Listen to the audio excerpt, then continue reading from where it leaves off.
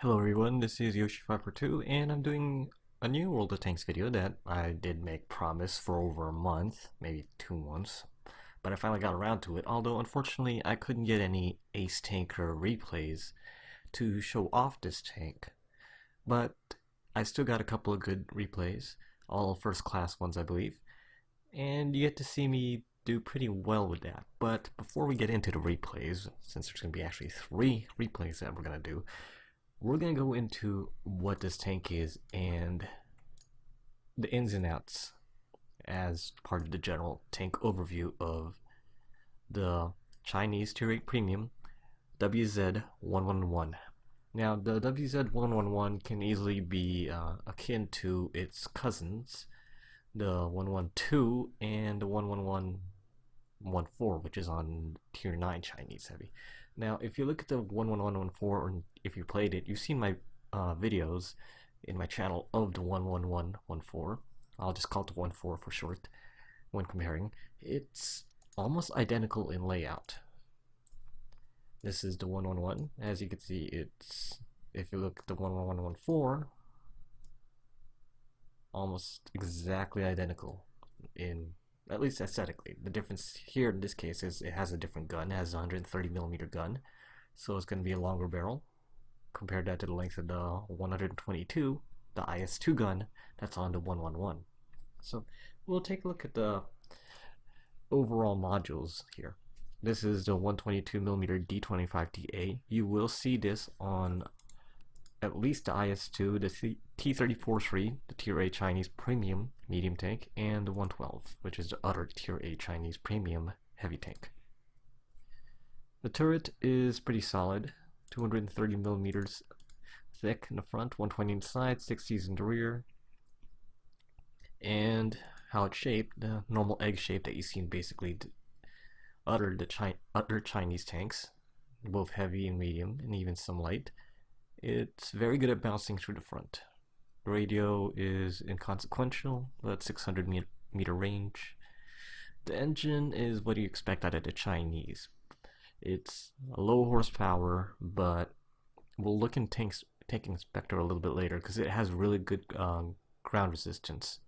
Most Chinese tanks usually have good ground resistance to compensate for the rather weak engines. So that means on flat, even ground, or even downhill, they accelerate decently well. But if they're going uphill, even on hard ground like road, asphalt, stuff like that, they're going to have a hard time going uphill. So keep that in mind.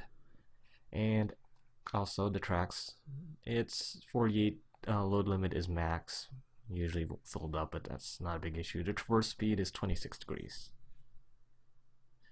Also, the traverse speed on the turret, which I failed to mention, is 26 degrees. It's not bad, but it's not great either. But it's sufficient considering it's a heavy tank. Now, since this thing is a premium tank, it's also good for making credits. Well, kind of. I'll get into that a little bit later as well. And it's a great crew trainer for any Chinese crew, although preferably heavy tanks. In this case, as you can see, I'm using my somewhat almost 4-skill crew of the 11114, or the 14. And it transitions really well due to the fact that it's a 4-man crew. Most Chinese tanks are 4-man crews. The medium here, my WZ-120, 4-man crew. 11114, 4-man crew. 111, 4-man crew. And that would follow the same for the 121 and I believe the 113. Let's see if the 113 is actually, yeah, 4-man crew, commander, gunner, driver, and loader. Very standard.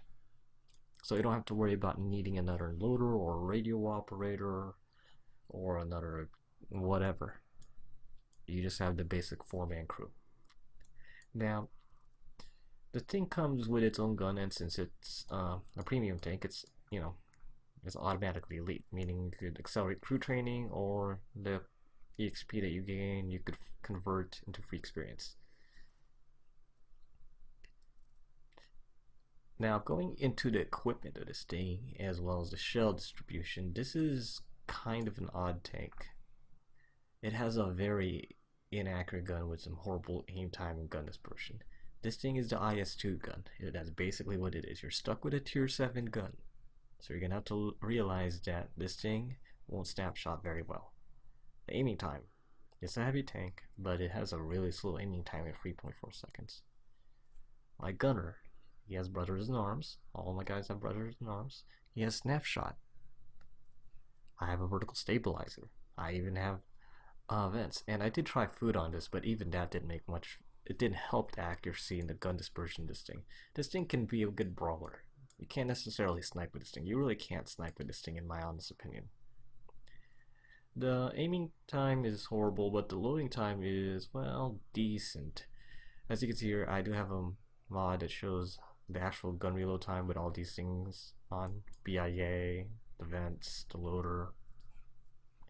And it's 10.3 seconds doing 390 average damage, which is, I guess, pretty okay, somewhat standard for a tier 8 heavy tank. You'll see it go a little bit differently in terms of DPM, but I think it's pretty mid-tier in DPM. And it's not as fast as i6 in DPM, but it's better than 112 in DPM. And last but not least, we have the vents, which is pretty normal, and it's best to squeeze out every bit of performance as you can for your crew, because you're gonna need it. Now the shell distribution here, I like to go with this mix: 18 AP, 18 heat, and 9 HE. Even on games where I do high amount of damage, I usually don't run out of AP or heat, and I rarely use HE. But I do try to use HE every now and then. AP is something you want to go for, but you need to realize you're doing 170, is it 71? 175 pen on average with this thing. Now the heat rounds do 250 pen, which is okay. It's better than the i6's APCR, which does 217 millimeters of penetration. So you're gonna have to decide. If I were to get, say, this or an i6, if I had the option to get that now or I already got one of them, what do you think would be better? I would say maybe the i6. The APCR is questionable, but I think it's a bit more reliable, even though the pen is lower, and it does kind of drop off at range. But I feel like whenever I use heat on this thing, it's kind of a coin flip, and I do try to aim at the flattest parts that I can against, you know, more armored targets in tier 9 and tier 8 with this tank. So, in my opinion, I would suggest doing a spread like this. I think it's a pretty good spread, 18-18-9. You don't necessarily need to use your AP, but even if you spam heat with this thing and almost all your shells like spam heat, as long as you do a sufficient amount of damage. I say if you're gonna shoot like 8 or 9 heat shells in a round and you could do 3,000 damage, you should make your money back.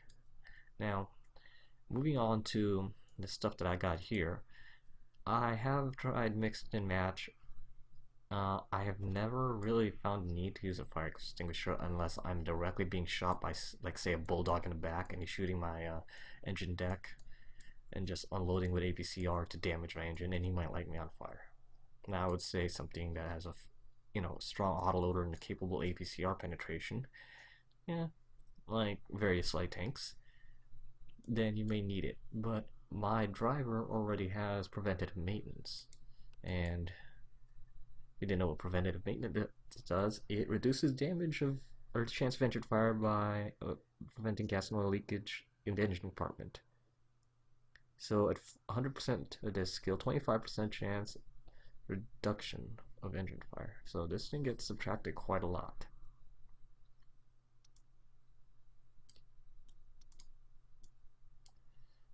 Meaning, if he shoots and damages your fuel tank or your engine, it's still going to take him some shots before he can actually light you on fire. I have been lit on fire even with doing the setup of a small repair kit, small first aid kit, and large repair kit before, but even so, it's not that bad. Now, there's also alternative options here, like if you really feel like you need more horsepower, then you can use quality oil, or you can move to speed governor, although I don't know anyone that actually uses this. Manual fire extinguisher seems pretty basic, but in my opinion, I don't think you necessarily need it if you have preventative maintenance on your driver. You could use combat rations to improve the accuracy, the aim time, and the DPM a little bit more. Or you could even go as far as automatic fire extinguisher. But in my opinion, I do recommend doing this setup, which is small repair kit, large repair kit, and a first aid kit, small one or large. It's up to you. Why? Because like many Chinese tanks, ammo rack is, well, over here. But it's very, very easy to damage if they penetrate. So even though the ammo rack's over here, and you get penetrated, say, through here, well, guess what? There goes your ammo rack. And if your ammo rack goes down, well, you're gonna have to use a repair kit. You don't want to lose that DPM because this thing takes over 10 seconds to reload on average. Could be much slower depending on your crew. And say you get damaged again later into another ammo rack, well, you're gonna have to use a large one, or it's up to you. Oh, what's this? Yes, I am doing this video before 9.6 comes out, and you can ignore that message. I'll just close that. We'll go into Tank Inspector soon enough anyway. Now, the couple of weak spots that we'll see on this tank, I will mention also in Tank Inspector, but the pretty obvious one is right here, and the Commander's Hatch is the cupolas. But surprisingly here and here are not weak spots at all, but extremely well armored. Look how wide that gun mallet is covering. It's huge. 1114, basically same exact size. You zoom in a little bit more here. Basically the same exact size. Alright.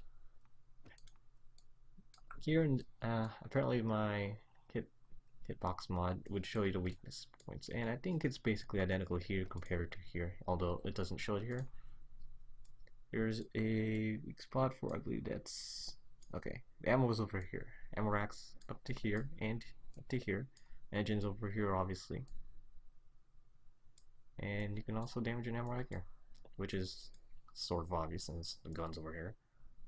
And you can see the cupolas, the tumors, as they were. They are easy to penetrate up close when you're brawling. And this is kind of a tank where you do want to brawl with.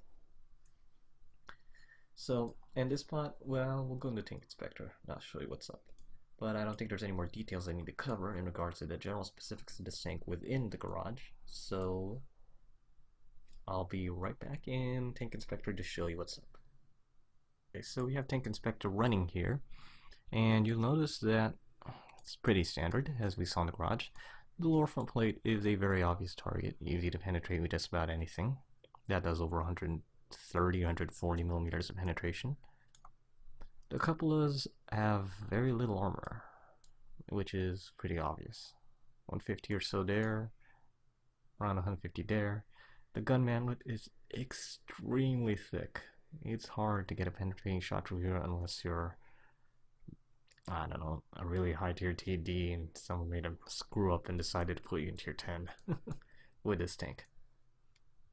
Now this thing is a pretty good side scraper for the reason that there is spaced armor. Over here actually. So there will be spots where you could side scrape with this thing and it'll actually eat the shots pretty well. As you can see how thick it is, even at a flat angle, semi-flat angle, it's still over 100 millimeters thick, which is not bad, all things considering. This spot right here, because these are the tracks, so more or less a ricochet and all that. The cheeks are extremely thick on the turret as well. You can see here, look at this. Going around 300 or auto ricochet in certain spots. Over here 600, although that's a tiny little strip. So if you're gonna try to do this, although you can do this with the IS-6 where you could shoot the cheeks of the turrets next to the gun mallet, you could probably penetrate. But against this tank, not likely. Even with a flat angle, you're still gonna have to do over 200. As you can see, look at that. That's rough. You still gotta do over 230 in certain areas. The upper front plate, which is something I haven't mentioned, but is very obvious if you didn't know. It is a pike hull design, kind of. I mean, it is. you look at it, but here in Tank Inspector it doesn't really show you that much. It looks sort of flat, but it's 120 millimeters thick pike hull that you see in the 1114 or the IS-8, and that's pretty standard. Meaning, if you shoot like you're shooting at this angle right here, you could probably have a hard time penetrating as it's 259. Shoot here, 204, so on and so forth. Now the sides of the turret, and I'm not talking about the cheeks, which are extremely well armored, is still, I wouldn't say difficult, but it would be a task to penetrate. I have been shot in the back and the side, a turret's engine. That thing is pretty well built. It's not exactly as overpowered as, say, the IS-3 in terms of a tier 8 monster heavy that can just eat shots almost everywhere, but it's definitely within that area. Now, we'll take a look at the hard stats, or at least some of the more interesting stats here. This is average done. The DPM is okay, just under 2K. The accuracy and the aim time is pretty awful, and this is the dispersion values you can see. Pretty bad when you look at it. Gun elevation is 23 upwards, and depression is actually decent for a Chinese heavy tank, which is basically the same as the 1.4, the tier 9 version, of -5. The gun traverse speed, as we already discussed, is 26. Turret traverse speed is 27. Chassis traverse speed is 26. That's all in the same area. Mobility to horsepower engine 520. We already discussed that. Horsepower per ton 11.7 at best, huh? That's not very good, is it? Chassis traverse speed 26. The maximum speed you can reach in this thing going downhill on a hard road is 50 kmph, which is pretty good when you think about it. For heavy, it's pretty good. Reverse, pretty slow. That's not big. And this is the good values about it. It has very, very good terrain resistance values.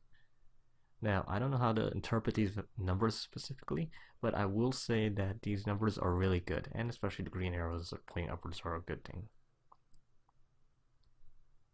The actual health of the tank is pretty good as well, 1550. It's, I believe, 50 higher than the 112. And the module health here you can see, but the ammo rack, that's the very important thing you need to keep in mind. The ammo rack gets damaged a lot. So you gotta be careful, and it's best to go with a large and small repair kit, as I advised earlier. Now, the hull frontal is 120 in the pike hull. Low front plate's obvious weak spot. The hull on the side is 80, with some space to absorb HE and heat a little bit. Hull in the rear is 60, which isn't bad either. The turret front, 230. Those cupolas are extremely easy to snipe though. Turret in the side, 120. Rear is 60. The tracks only have 20 millimeters of armor, but they can eat HE and heat shots well. And the gun itself only has 45 millimeters of thickness. Your gun can get damaged on this thing sometimes, but not too much.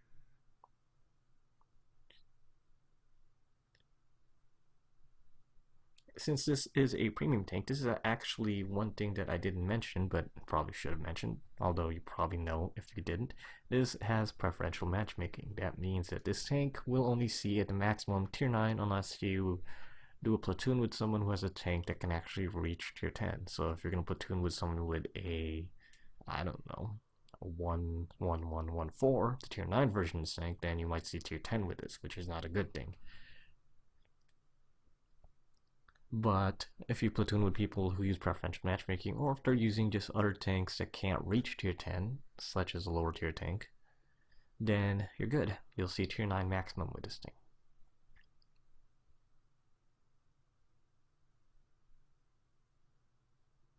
Now here we see some other interesting values from Tank Inspector, but kind of not really consequential. Average efficiency, WN8 and WN7 is odd, and I guess it's hard for me to say because I still have not gotten an ace mastery in this tank, but it's okay. I gotten some good first class ones, so it's hard to say if this tank is really skill capped at a certain point. The gun is inaccurate, there are some obvious weak spots, but it's not a bad tank. Now I will mention one more thing. before we go into the replays. So we're gonna remove the wall. And when you side scrape with this thing, you're gonna have to realize that there is gonna be a somewhat interesting spot where people who are smart enough will figure out these shoulders here. You see with these little nozzles at the end, I guess these are machine gun mantlets or turrets. These things right here, these shoulders. So if you're side scraping and just move the turret down a little bit. So you're side scraping at this angle right here. And let's have the gun shoot this direction. So you're side scraping right here. And this is how much you see. You see the gun mallet here. Now, you can't shoot the lower front plate. The track is blocking it. You see that? So where I'm going up and down, you're side scraping. So you could try to shoot here. Probably gonna bounce. Shoot here. Look at that. See the value there? 172 with 122 millimeter APCR round. Meaning your APCR round and even an AP round has a pretty good chance of penetrating that spot right here. The shoulders. Now these tiny little spots, these are hard to hit, but they will absorb it because that's a spaced armor right there. Same right here, spaced armor. This area, well, that's just, you know, kind of where the driver needs to see the driver's hatch, but it's thick enough so it's not a big issue. And also right here, shot trap. This thing's flat. This has the same issue that you'll see in the 114, but I have actually in rare occasions been shot over here where the shot goes right underneath the gun and bounces into the flat area here, which is extremely thin. As you can see here, it's only 37 millimeters, probably less when it bounces into that area. 45, look at that. Now it's a little bit higher here because it's more angled, but you get the point. The shoulders are a weak spot if you're facing a side scraping 111. Load up premium round and blast the shoulder here as flat of an angle as you can, or if you want to take a slightly harder to reach target, but something that might be easier to penetrate if your gun isn't that powerful, then you want to go for the commander's hatch or the cupolas. This couple are basically the same in terms of overall armor thickness, but they are very easy and very common targets to shoot at. Now, I would like to see Wargaming buff something regarding this tank, although it's a pretty strong tank. But I think at this point now, people know where to shoot and to aim this thing if they can't shoot the lower front plate, which is the most obvious spot to shoot, or the rear or sides of the tank, assuming they don't hit spaced armor. And spaced armor eats it. These two, the tumors. I've mentioned it enough already in this video, but I'm going to mention it again. If you're going to deal with 111, and if you can't get a good enough penetrating shot on the shoulders, then go for the tumors. They're smaller targets, yes, but they're easier to penetrate. Okay, having said all that, let's go into some replays. Okay, so this is going to be the first replay, and it's actually going to be in reverse chronological order, meaning my most recent good replay of the 111 that I have will be shown first, then a slightly older replay, then after that an even older replay, but it doesn't really matter. Having said that, let's get started. This map itself will be on Ensk, and this is a very popular city brawling map for heavies, but surprisingly the opposing team has mainly medium tanks, a couple lights and a couple of TDs, and only 2 heavies, so this should be good for our team, but you'll see how it turns out. So I'm gonna keep it 4x just to speed up till we get to the part where we start engagements, and lower it down to 1 when we get started. So here we go. Now you see where I am, and this is a pretty common spot to go to. Any of this area here on the D or E2 region is popular for any type of heavies that are, you know, capable of face tanking a shot or 2 against others. Now you'll notice that we don't have too many tanks up here, even though they have less tanks. So, oh, and if you notice, I am using a different sound mod. I like the sound mod. I forget what it's called, but I used it. And I shot the Centurion.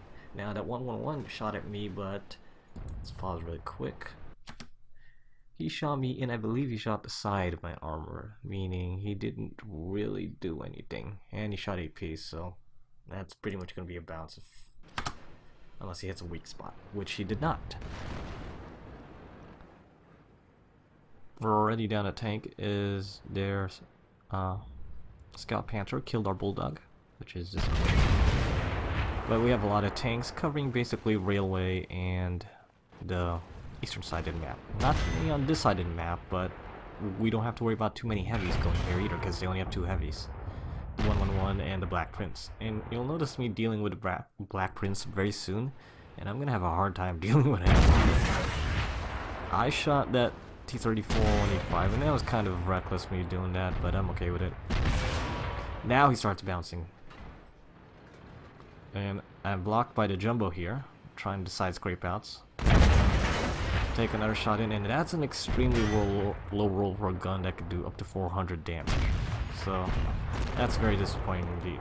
But it's okay, as I only took a small amount of damage. Centurion tries to take a shot, does nothing. Now the Black Prince is going to work me over, spamming my tracks for a bit, but he can't really damage me unless he starts firing HE. So he's still going, and he's still going. He's just spamming shots because he has a range fire compared to me. But so far he's just spamming my tracks to keep me immobilized.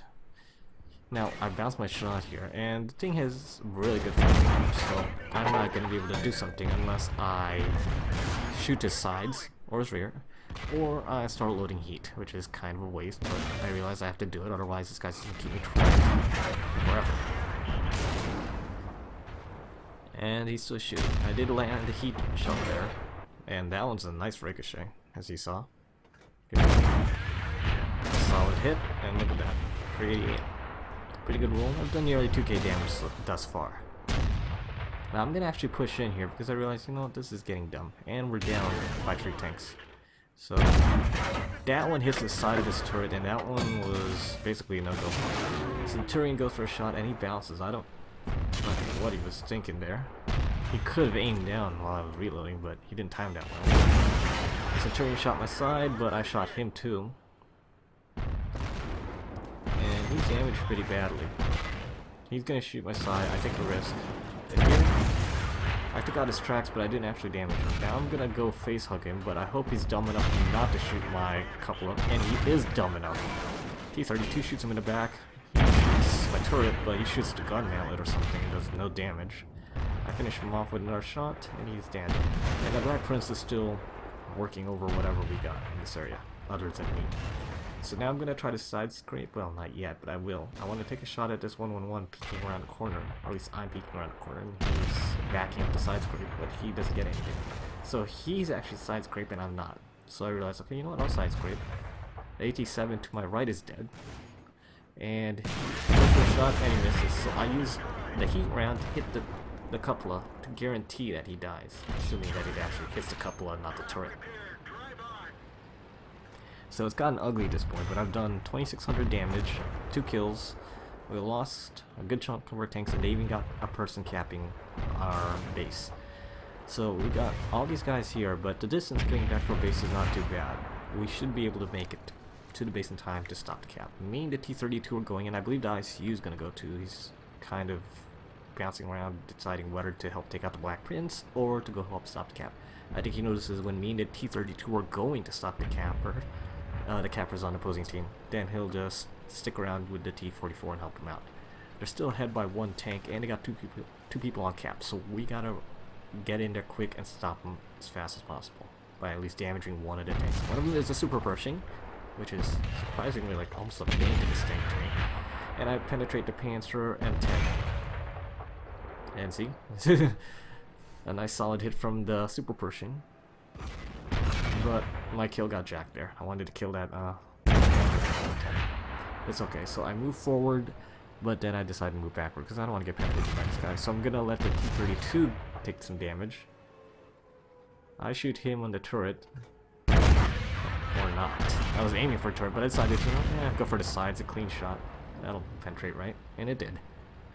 He eventually gets killed by the T-32, and the T-32 basically gets most of the kills here. And they only have a Firefly, a Leopard, the Tier 5 German light tank, not the medium, that's Tier 9 Leopard prototype, or Tier 10, but, and a Waffle, the Roomba, as it's known. So me, T-32, IC-152, and T-44 are the last players in our team, and their team, as I already mentioned, are those 3 tanks. Now I'm actually going to be kind of playing a scout role here. T-44 goes down due to the Roomba, so it's 3 on 3. But I'm going to push up in the side, and I want to see if I can get that Firefly. The ICU takes out the Roomba, and the Leopard goes out of sight. The Firefly is gone, but he's going to die by, I believe, the T-32 as well. And you notice my damage is over 3,700, which is pretty good, all things considering. There's the Leopard. I couldn't get a shot off on him. There's a Firefly, but he's on the other side of the building. And ICU actually kills him, not the T-32. Wow, he took out, I believe, all his health. 750. So, basically got one-shotted, poor guy. Well, all his remaining health. I don't know how much total health a Firefly does have.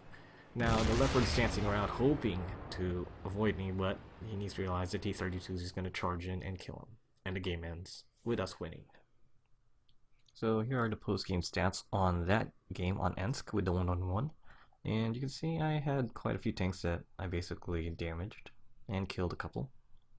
The enemy 111 for 1 shot and I killed him. The Centurion, which I worked over with at least 3 shots, killed him.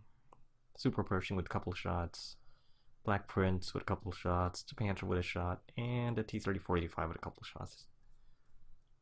I got a first class on this one. I got the Duelist, the Fire for Effect, the Defender, since I helped stop the cap. Cool-headed, because that Black Prince kept spamming shots at me, but wasn't penetrating, only stopping my tracks, and the High Caliber. As you can see, I got a good amount of XP off this thing, and here's actual damage blocked by armor and all that. Damage blocked by armor was 1480, which was fine.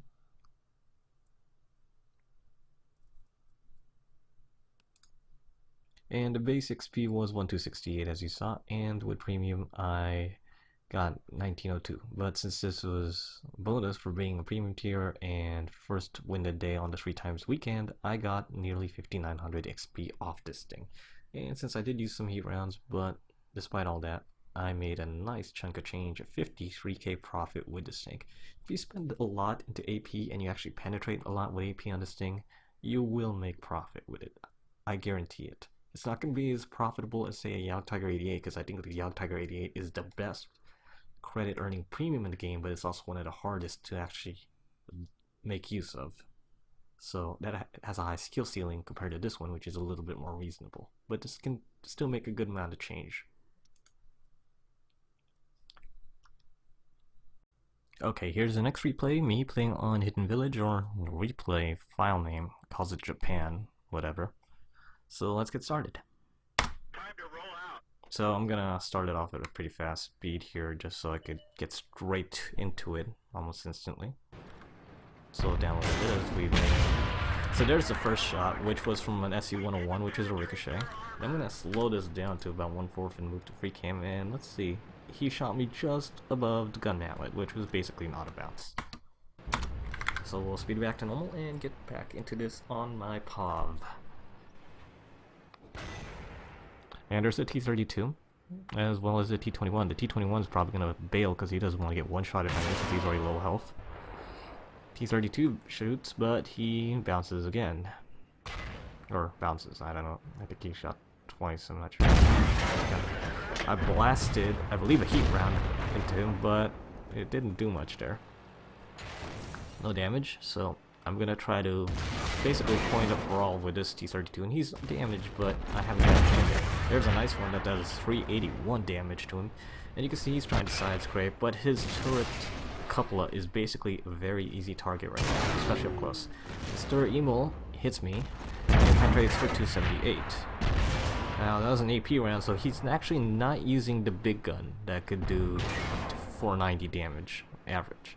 He bounced that shot. I landed a shot a little bit high, but it was just enough to penetrate, and since he has crap armor, he gets penetrated. So now I'm going to go for the T-32, fully aimed in, and fires through, so him taking out his remaining 249 health. Now I'm going to try to side scrape here against whatever's over there, but I realize, hey, that Storimo is dead. I did weaken him to the point where he's near death, so, you know what. Hopefully I could get shot off, but he already's gone. There's the SU-101 that bounced at me. when he first shot. Now I'm going for a shot. I'm trying to go for that flat spot, and I get a nice shot that goes into that flat area with, I believe it was that a heat round. I didn't pay attention there. Sorry. And this is a dumb move what I do right here. I just barge in, and although I kill him, I leave myself slightly open, and the Spirit Emo luckily only damages the gun and does no numerical damage onto my tank's health points. So I'm gonna shoot this Spirit Emo, this other one, and he's hurt. Almost dead, and I'm trying to use the hull of this WZ-111, but he gets a nice shot, and this guy actually has the 128mm gun, and he penetrates, but I'm down to 442. Now this IS-3 is basically going to be a free target. He's a very, very incompetent player apparently, or very oblivious. A nice flat shot with AP, well, not too flat, kind of angled, but still a shot to the engine, and he's hurt, and you can tell how slowly he reverses do the engine again, and he bounces on me. So you can see here, he seems to be hitting my upper glacis. And if you see me make a mention earlier, my turret, it did become shot trap, as you can see those red penetration marks on that upper area. So at least a couple of shots that did penetrate, which I presume might have been from the Stir Emo and either the SU-111 or a different Stir Emo, went underneath the gun manlet and bounced to the upper armor, the very roof armor of the main tank underneath the turret, and penetrated. So that's something you have to be careful of. So we'll unpause this and resume. So now we're trying to go for the sprocket here, the rear sprocket. Instead I just knock his engine some more, and he bounces some more, and this guy is basically just softening himself, or I'm softening him up pretty easily. But he's easy to penetrate even with AP. He's trying to angle well, but it was not enough. Somehow the Borsig, the Roomba, he must have shot at me, but I'm not sure where he shot, and he bounced a straight up shot. A heat round. He must be using none other than the derp gun. So whatever he shot with heat, it got absorbed. And I'm thinking it's this thing right here, that little red dot that you see. That's where space armor usually is, so he fired heat at that spot, and that's not a good thing. Here, I'm gonna charge him in, because I know he has a really slow reload firing heat in that thing. And if you think, why does that look different than normal horses? I use HD models mod, but it does make him look a little funny. He dies even though I did damage him, but there you go, I did 4k damage, and a replay ends. Now, he did land heat on me, but he also didn't land heat on me. It was kind of unusual how that turned out. So we'll take a look at the post-game stats, and you notice I got 3 kills, 4k damage, and even though I died, the team won with a nice 15-6 lead. Here's the battle results of the game on Hidden Village, and you can see I had damaged basically a bunch of TDs and a couple of heavy tanks. The IS-3, T-32, a Roomba, both Stir Emos, and an SU-101, and killed 3 of them, of course. I got the Master Gunner, the Fire 4 Effect, Bruiser, and the obvious High Caliber. And I did a nice solid 4k damage, 3 kills, and a base of 1206 XP. I did die, unfortunately, but still did a pretty good job nonetheless, and the team eventually won it. Here you could see this was pretty interesting, all things considered. Damage block by armor 30 to 80, damage done 4k, and I made 70k profit. Here I did, I got 1809 plus 180, so, and it was my first win that day, which was a 2x multiplier, so I got just under 3800 EXP. Okay, so this is going to be the final replay, and you'll notice XPM showing a lot of rather average and below average players on enemy team. You know what they say, saving best for last, and this is definitely probably the best game that I've had on the 111 to date, as of when I made this video. And I have to say, it was the closest I'll ever get to mastery until maybe sometime in the future. And you'll see why. So, enough of the talking, let's get started. The map is obviously Cliff. And surprisingly, XPM says chance to win the prediction is 51%. I never trust that number. I don't care if it says it's 1% or 99%, either way for either team. I don't trust that number. Normally, it's kind of 50-50. But then, you know what they say, all statistics are made up or something? Let's just go. Let's go. So I'm gonna just speed through the start here as we're going to slow it down as we reach the area where we make some action. You'll see that I'm heading to this part of the map, and I'm gonna go to the heavy brawling area on the 89 line, which is very popular for both teams to brawl with their heavies. Sometimes you'll have a TD, maybe even a rare medium that could sort of pose as a heavy, such as an AK. Go over here. So the ISU takes a nice shot into that I3 and takes out basically half his health almost.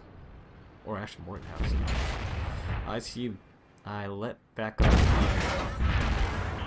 I get penetrated by the I6, but I also penetrate the enemy 111 for 382. Now, it's getting ugly, although the ISU is trying my best. I'm trying my best. I do track an I6, but I don't loop any damage. He shoots at me and does no damage as well. And I use my button to call for help. Hopefully some people paying attention. So right now we got the ISU, me, a T-32, an AT-8, and possibly a Panther 2 and an I-6 coming to help. But there goes our ISU. He was on borrowed time, but I hope he did enough damage to warrant that run. And I am thankful that he did what he could, because he was able to land some shots and penetrate and take some health out of the enemy, which is very useful in this situation. They have as many heavies as us, but I think they put more force into this area than we did. I'm gonna take a shot here, and I fired a heat round just a little bit low onto that 111. But it kind of hit the center. It didn't matter as it penetrated nonetheless. There's that I6. I'm trying to get a shot in. I penetrate nonetheless, and I do a well above average roll with 432. So I've damaged a 111 and an I6 so far. And I've only taken one penetrating shot. There's a 111 that's side scraping, which is the right idea. But he leaves his lower front plate exposed, but my shot went really wide and did an extremely inaccurate gun and slow aiming time to hit his upper front plate. Ow, I'm gonna go for the 111's commander stand here, and square, hits him nicely. 391. I kind of get blocked by the other tank here, and you notice that, I'm gonna pause this really quick, you notice on my damage log there, that 111's also starting to use heat. The I6 was using AP, and the first shot from the 111 was an AP round, but it's perfectly normal to be using premium ammo against opposing I6s and 111s, and even IS-3s and so on with this tank. Just know that although you don't need to use it, it's always an option, and sometimes you maybe need it in bad areas. So far, it's not a bad area here, but it's still pretty challenging. He gets a nice shot on me, and he penetrates for 421. Go for a shot here. I somehow overmatched his turret, I think, and I blew 393, which is pretty good, although he did a little bit more that last shot, and he fired AP. But this is a different 111. I helped take out that 111 as he tried climbing up the hill to sidescrape even more, but he died. So there's still another 111, the IS-6, and I believe the IS-3. There's the IS-6, I got a shot, and it got absorbed into the upper front plate there. But those three heavies are still in this area, and it's hard to dislocate. I'm gonna try another shot here. That one went to a better area, kind of the shoulder of the IS-6, and he's penetrated. And I've done well over 2,300 damage here, and I'm gonna go for this area, which is the upper turret area. It's kind of flat, it's kind of slow, but it's still easy to penetrate even with AP. But I'm staying with just to be safe. I shoot the IS-3, nothing. That I6 damage, the other 111 died, so it's not only two of them, one I6 and the IS-3. I'm gonna go for the upper here with the IS-3 and penetrate him, trying to overmatch that turret. But the job is done. They are dead, or at least that I3 is dead, and we got an I6 that can be killed in one shot. So I'm willing to just run in and take a shot if I can kill him. Although it's a bit risky, he just fired, so I can still keep pushing. Hopefully I can get a shot off on him before he reloads. This is a straight up brawling match anyway. He exploded his side turret, and I fired HE because I was an idiot. I do sometimes intentionally fire HE at that overmatch area of the IS-6 turret.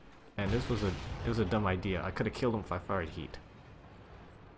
Heck, maybe even AP, but it's okay.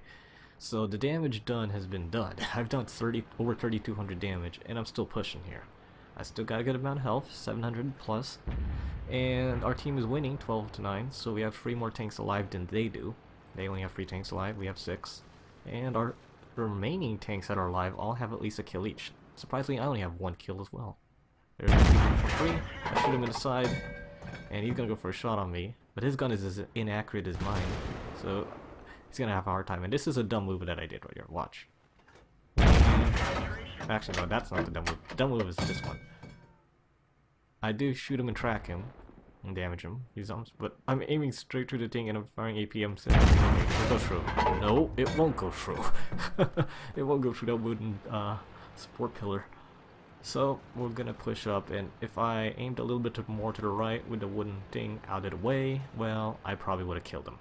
Oh well. So this is gonna be something dumb, but I'm gonna go YOLO it. I've done enough. Why not? Wham! I basically Goomba stomped him.